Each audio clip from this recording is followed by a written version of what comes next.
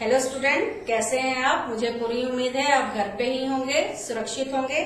आज हम अपने सेकेंड चैप्टर जो है लहासा की और उसके कठिन शब्दों और प्रश्नोत्तर पर विचार विमर्श करेंगे।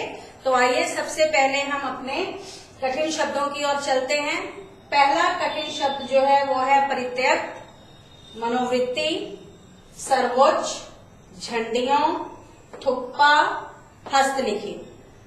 मैं फिर से दोहरा देती हूँ। परित्यक्त, मनोवृत्ति, सर्वोच्च, झंडियों, थुप्पा, हस्तलिखित, ये आपके कठिन शब्द हैं।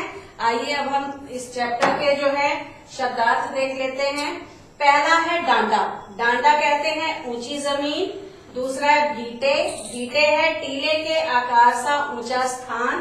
तीसरा है गंडा। तो गंडा कहते हैं मंत्र पढ़कर गांठ लगाया हुआ कपड़ा या धागा। नेक्स्ट है चिरी। चिरी यानी फाड़ी हुई। और लास्ट में है आपका भरिया, भारवाहक, जिसको हम सामान ढोने वाला भी कहते हैं। तो आइए अब चलते हैं प्रश्न उत्तर पर। पहला प्रश्न है हमारा, थोंगला के पहले के आखिरी गांव पहुंचने पर भिखमंगे के वेश में होने के बावजूद लेखक को ठहरने के लिए उचित स्थान मिला, जबकि दूसरी यात्रा के समय भद्र वेश भी उन्हें उचित स्थान नहीं दिला सका। क्यों? देखिए, आंसर आपको क्वेश्चन में से ही लेना है। पूरा लिखने के बाद आप यहाँ से लिखेगा, जबकि दूसरी यात्रा के समय भद्र वेश भी उन्हें उचित स्थान नहीं दिला सकता, क्योंकि बहुत कुछ उस समय लोगों की मनोवृत्ति पर निर्भर था। खास करके शाम के समय वहां के लोग छंग बीकर बहुत ही कम अपने होशो हवास दुरुस्त रखते थे। दूसरा क्वेश्चन है, उस समय के तिब्बत में हथियार का कानून न रहने के कारण यात्रियों को किस प्रकार का भय बना रहता था? इसका उत्तर है, हथियार का कानून न होने से उस समय तिब्बत में यात्रियों को जान का भय बना रहता था। लोग लाठियों डंडों की तरह बंदूक और पिस्तौल लिए घूमते थे। डाकू पहले यात्रियों को मारते थे, बाद में तलाशी लेते थे। ऐसा वे इसलिए करते थे क्योंकि उन्हें यात्रियों से खुद अपनी जान का खतरा बना रहता था। तीसरा है, लेखक लंकोर के मार्ग में अपने साथियों से किस कारण पिछड़ गया?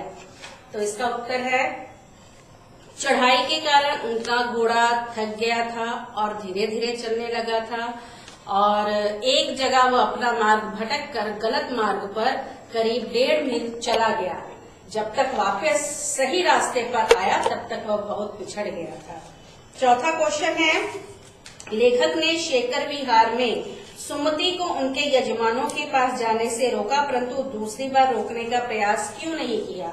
तो इसका उत्तर ये हो सकता है, लेखक ने शेखर विहार में सुमति को उसके यजमानों के पास जाने से इसलिए रोका क्योंकि उसे डर था कि वह वहां बहुत समय लगा देगा।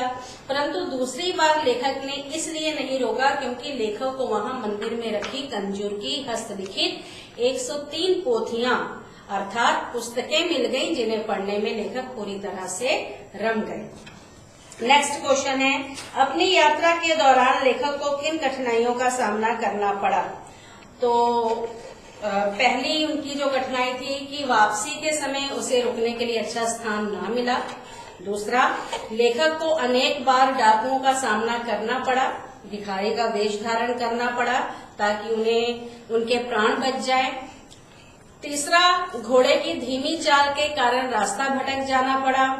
चौथा, तिब्बत की कड़ी धूप का सामना करना पड़ा। और पांचवा, भरिया न मिलने के कारण उनको अपना सामान खुद अपनी पीठ पर लाद कर जाना पड़ा। तो छठा क्वेश्चन है हमारा, प्रस्तुत यात्रा वृत्तांत के आधार पर बताइए कि उस समय का तिब्बती समाज कैसा था? तो देखिए, उस समय तिब्बती समाज में छुआछूत और जात पात का भेदभाव नहीं था। स्त्रियां पर्दा नहीं करती थी। अपरिचित मेहमानों का भी स्वागत और सम्मान किया जाता था। भिखमंगों को वहां के लोग पसंद नहीं करते थे। जागीरदारी प्रथा थी। वहां हथियार का कानून नहीं था। वहां के लोग बौद्ध धर्म को मानने वाले थे। वहां के लोग अंधविश्वासी भी थे। तो लास्ट जो हमारा प्रश्न है वो बहुविकल्पीय है, यानी उसके 4 उत्तर दिए हैं, बस आपको सही उत्तर पर सही का चिन्ह लगाना है। प्रश्न क्या है कि मैं अब पुस्तकों के भीतर था, नीचे दिए गए विकल्पों में से कौन सा वाक्य का अर्थ है? तो पहला है लेखक पुस्तकें पढ़ने में रम गया, दूसरा है लेखक पुस्तकों की शेल्फ के भीतर चला गया, तीसरा है लेखक के चारों ओर पुस्तकें ही थीं, और तीसरा है लेखक के चारों ओर पुस्तकें ही थी, चौथा है पुस्तक में लेखक का परिचय और चित्र छपा था। तो इसका सही विकल्प है कि लेखक पुस्तकें पढ़ने में रम गया। मैं अब पुस्तकों के भीतर था का सही विकल्प है कि लेखक पुस्तकें पढ़ने में रम गया। तो ये थे इस पाठ के प्रश्न उत्तर। तो इस प्रश्न उत्तरों को, कठिन शब्दार्थ को आप अपनी जो है कॉपी में उतारेंगे। कवि परिचय मैंने पहले ही बता दिया है, बहुत से बच्चों ने पूरा कवि परिचय लिखा है। मैंने पहले ही कह दिया था कवि परिचय बहुत ही संक्षिप्त रूप में आप लिखेंगे, सिर्फ 3 से 4 लाइनों में, क्योंकि एग्जाम में पेपर में आपके कवि परिचय नहीं पूछा जाता, लेकिन आपको पर्टिकुलर या उस किस कवि ने या किस लेखक ने वो रचना रची है, इसका थोड़ा सा ज्ञान आपको होना चाहिए, इसलिए आपको कवि परिचय लिखने के लिए दिया जाता है। तो कृपया इस बात पर ध्यान दीजिएगा। बहुत बड़ा कवि परिचय नहीं, सिर्फ 4 से 5 पंक्तियों में आप संक्षिप्त रूप से कवि परिचय या लेखक परिचय दीजिए। इस बात का खास ध्यान रखिए। धन्यवाद।